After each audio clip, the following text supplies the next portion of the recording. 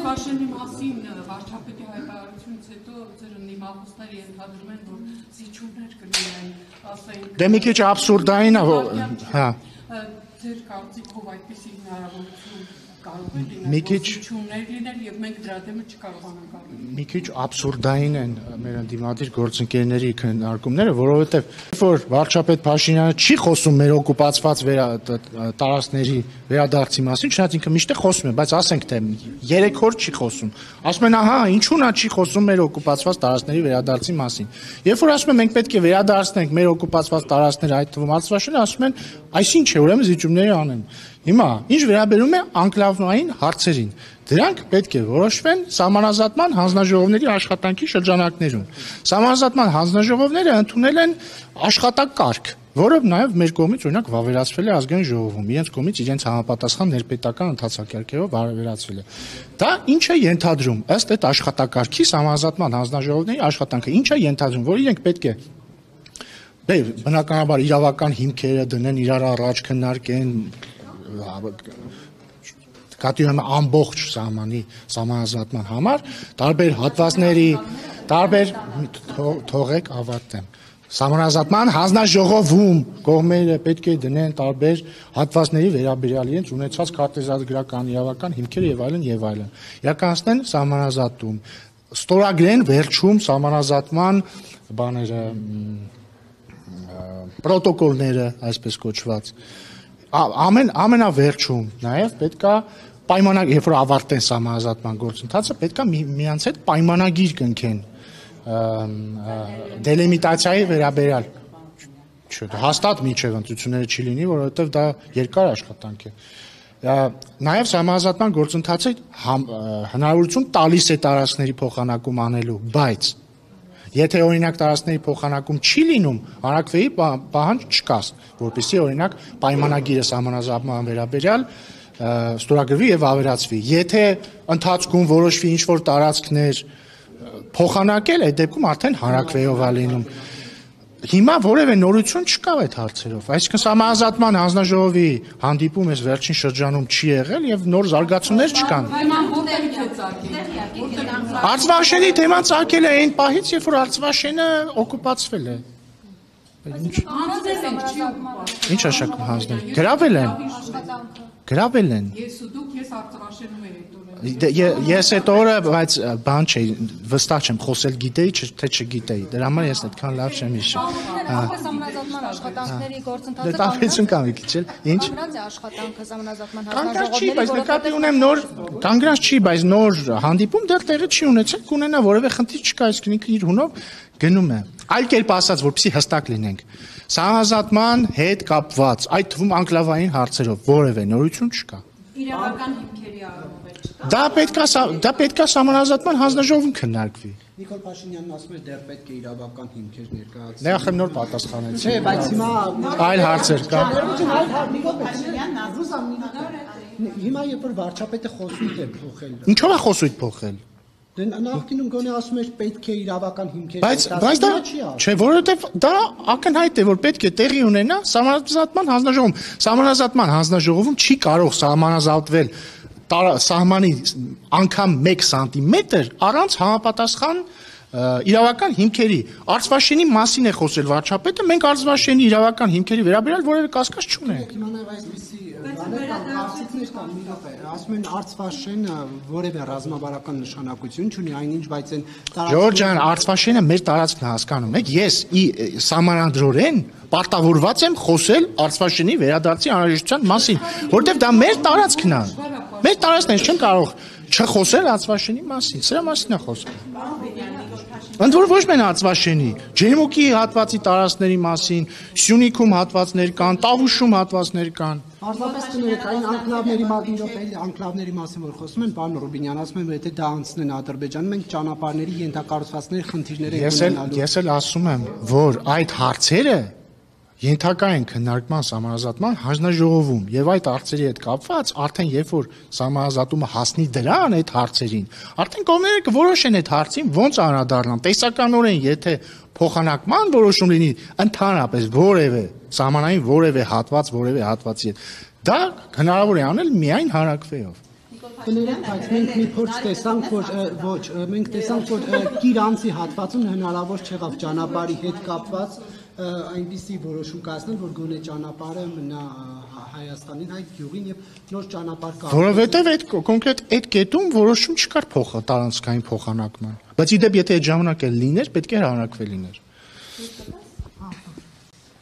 Նիկոլ Փաշինյանը գրառում էր արել, որ մինչև տարեվերջ առաջարկների մասին հաստատությունները կհրապարակի եւ ասել էր, կարծես թե սպառնացել էր Սերժ Սարգսյանին, որ նաեւ մի նամակ է հրապարակել։ Դուք տեղյակ եք ինչ նամակի մասին է, որովհետեւ դուք նաեւ փող արտգործ նախարար եք եղել։ Դուք տեղյակ եք ինչ հաստատքի նամակի մասին է։ Ես ինչ-որ նամակներ տեսել եմ Սերժ Սարգսյանի գրած, բայց չգիտեմ վարչապետը որ նամակի հետ էր։ Չէ, նկատի ունեմ բանակցային գործընթացում տարբեր երկրների ղեկավարներին ուղղված նամակներ տեսել եմ, բայց ես չգիտեմ ինչի մասին է խոսքը։ Քաղաքական դրամաբանություն կար։ Նարեկ ջան, լավ է։ Ոնց կարող է Սերժ Սարգսյանը ոնց կարող է զիջողական լինել։ Ոչ Սարգսյանը, Ռոբերտ Քոչարյանը, Տեր-Պետրոսյանը իրենք ուղղակի բաներ են, չէ, քաջարի մարտիկներ են եղել, ինչ զիջողական։ Արցախը հայկական է։ Փաստը։ Ինչ։ Իրենց տարիներին 20 տարի Արցախը հայկական եղել։ Դուք հիմա ինչ բարձրաբանում եք բերեք, պարոն Ռուբինյան։ Ձեր տարիներին Նախ ես առաջարկում եմ, ոչ թե դուք իմ հետ բանավիճեք։ Չէ, դա էսի բանավեճ է։ Բայց բանավեճ է, բայց դեմ չեմ։ Ես ձեր հետ բանավիճ եմ, խնդիր չեմ տես։ Բայց առաջարկում եմ, ոչ թե դուք իմ հետ բանավիճեք։ Այ Ռոբերտ Քոչյանը թող գնա Նիկոլ Փաշինյանի հետ բանավիճի։ Ինչ վատ կա։ Ինչ ենք միջնորդավորված բանավիճում Ռոբերտ Քոչյանի հետ։ Կարող եք ինձ բացած։ Մի խնդրում եմ, էլի դուք որևէ մեկի խոսնակը չեք, խնդրում եմ մի ընդհատեք ինձ, Աստծո սիրուն։ Տեսեք, թող ինչ ենք միջնորդավոր, օրինակ ինչի եք դուք Քոչյանի թեզը, ընդ որում որևէ ուշադրություն դարձ, մի վարքյան էլի, մի վարքյան, ասում ինչի եք դուք Քոչյանի թեզը հիմա ինձ փոխանցում, որ ես այդ թեզին հակափաստարկ բերեմ։ Ես առաջարկում եմ հետևյալը. եկեք միջնորդներին արանքից անենք ամենայն հարգանքով ձեր հանդեպ։ Եվ իմ հանդեպ էլ ես էլ չէ, ես առաջարկում եմ մեր գործը հեշտացնել։ Թող Ռոբերտ Քոչյանը բանավիճի Նիկոլ Փաշինյանի հետ։ Հասկանում եք, պարզ բան եմ ասում։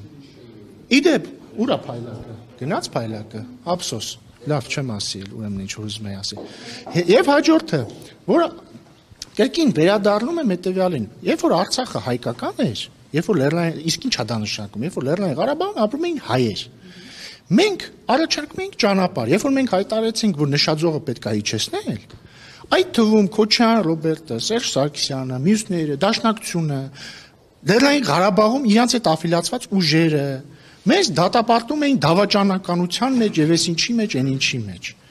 Իրանք արդյունքում ինչ արեցին։ Իրանք եւ իրանց հետ ասոցիացված ուժերը, այդ թվում Լեռնային Ղարաբաղում Դաշնակցությունը, այնպես արեցին, որ Արայիկ Հարությունյանը հրաժարական տա, ընտրեցին նախագահ Լեռնային Ղարաբաղում, ստեղ Երևանում հանրահավաք էին անում, Նարեկը մոտեցավ Առնվազն Քոչյանի, Սարգսյանի չեմ հիշում, մոտեցավ թե չէ։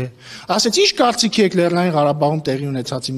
մասին։ Ասեցին շատ լավ է, հուսով ենք նույնը Հայաստանում կլինի։ Հայկ Մամիջյանը այստեղ ազգային ժողովում էր ասում էր եւ կհնչի զանգը, ինչ որ մի բան կլինի։ Ու ընդամենը օրեր անց Լեռնային Ղարաբաղը հայաթափվեց։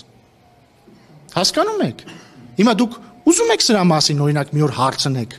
որ խնդրեմ ինչ որ մեկը ձեզնից Սերժ Սարգսյանին կամ Ռոբերտ Քոչյանին կհարցնի, պարոն Քոչյան, պարոն Սարգսյան, այդ 2023 թվականի ամառը, որ օպերայի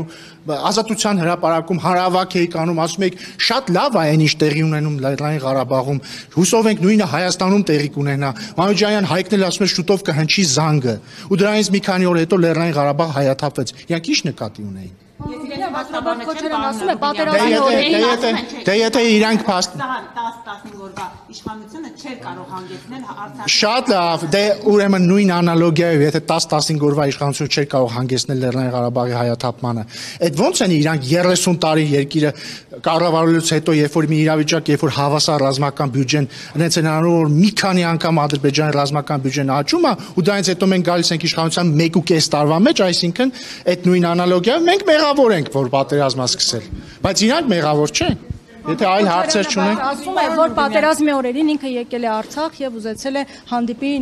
Արայիկ Հարությունյանի հետ, բայց նա չի ցանկացել հանդիպել, ասել Նիկոլ Փաշինյանն ինձ կուտի։ խոսակցություններ չեն։ Որտեղ հետաքրքիր, սկսենք Մեր կարծիքները հաշվի առնեին, որովհետեւ Արայիկ Հարությունյանը ազատության մեջ չի, որ իմանանք ինքը դա հաստատում է թե չէ։ Ես ինչ իմանամ իրանք իրար հետ ինչ են խոսել։ Բայց ես ինչ իմանամ իրանք դες բան խոսել են թե չէ։ Դու ինքը ասում ես այս մարդու հետ խոսել եմ, սա ես ինչ imam ճիշտ ասում թե չէ։ Ստերցեն աներկացնում որ Փաշինյանը եւս չի ցանկացել երբևէ որևէ խոսում սպառված նարկոտիկի մասին, հա, նոյեմբերի 9-ի, որի ժամկետը։ Չգիտեմ, եւի ուզում եմ խոսալ, չգիտեմ։ Եթե այլ հարցեր, դուք վերջին հարցը։ Իշխանափոխության դեպքում հանրային համերաշխությունն է վերականգնելու, որովհետև ձեր իշխանությունը իր բառերով ասած Նիկոլ Փաշինյանը չար է եւ կոնֆլիկտով։ Դե Ռոբերտ Քոչարյանի իշխանության եղած վերջին օրերին հանրային համերաշխությունը, եթե ինքը պատկերացնում է, այսինքն հիշենք Ռոբերտ Քոչարյանի իշխանության վերջին օրերը, 10 զոհ Երևանի փողոցում, տանկեր Երևանի փողոցներում։ Դա է հանրային համերաշխությունը։ Թե ասենք այն որ Պապլավոկեր ինքը գնում, դրանից մի քանի ժամ հետո այդտեղ մարդ էր սպանվում, դա է հանրային համերաշխությունը։ Գիտեք, բանը, գիտեք, այդ ժամանակ ես հիշում եմ Առավոտ թերթում Արամ Աբրահամյանը գլխավոր խմբագիր այն ժամանակ էլ էր գլխավոր խմբագիր, չեմ թե հիշում թերթում էր գրել թե ուրիշ տեղ էր ասել, ասում էր հումոր էր էլի արել, որ այսօր Ռոբերտ Քոչարյանը այցելել է ազգային պատկերասրահ, զոհեր չկան։ Մա այդ է իր համերաշխությունը եղել։ Նիկոլ Փաշինյանի ավտոշարասյունը անցավ զոհեր չկան։ Ով է գրում։ Ով։ Ես օրինակ հաղում արեցի ով է գրում։ Կգտնեմ ստատուսը։ Դե գտեք ինձ ուղարկեք, շնորհակալություն։